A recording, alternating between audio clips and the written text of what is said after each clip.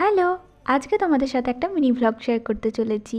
এই ভিডিওটা আমি অনেক দিন ধরেই ভাবছি আপলোড দেবো কিন্তু আমার দেওয়াই হচ্ছে না। তো আজকে ফাইনালি আমি ভিডিওটা আপলোড করলাম। এই ভিডিওটা হলো রামনবমীর দিন, যেদিন ভগবান শ্রীরামের জন্মতিথিতে বাড়িতে প্রত্যেক বছর আমাদের বাড়িতে পুজো হয়। তবে আমার এই ভিডিওটা পোস্ট করার সময় হয়ে ওঠেনি বলেই পোস্ট করতে পারিনি, কারণ এখন আমি অনেকটা পরিমাণে ব্যস্ত আছি। তো সেই কারণে এমনিতে আমি নাচের ভিডিও আপলোড দিয়েছি। তো নাচের ভিডিওটা অনেক দিন আগের ছিল, তারপর অনেক পরে আমি ভিডিও আপলোড দিয়েছি সময় বের করে। তো যাই হোক, তোমরা সেই ভিডিওটা চাইলে আমার চ্যানেলে দেখতেই পারো। তো আজ এই পুজোর দিনে আমাদের বাড়িতে গেরুয়া পতাকা আর বাসটি পরিবর্তন করে নতুন করে লাগানো হয়। তবে সীতারাম লক্ষ্মণের মূর্তি না থাকার জন্য হনুমানজির মূর্তিটিকে রেখেই পুজো করানো হচ্ছে। এই দিন রাম, সীতা, লক্ষ্মণ ও হনুমান পূজা করা খুবই শুভ।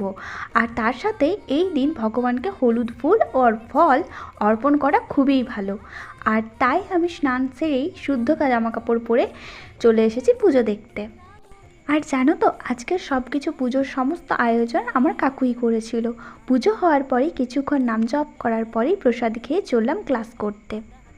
তো আমি এখন কি ক্লাস করছি নতুন করে সেটা তোমাদেরকে অন্য ভিডিওতে জানাবো। তো ক্লাস শেষে বাড়ি ফিরে খাবার খেয়ে কিছু লেখালেখি বাকি ছিল, সেগুলোই করতে করতে বিকেল হয়ে গেল।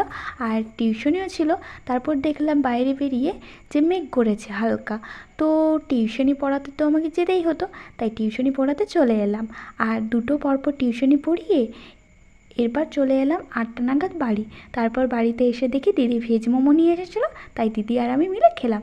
সো আজকের জন্য এইটুকুই। দেখা হবে তোমাদের সাথে নেক্সট কোনো মিনি ব্লগে।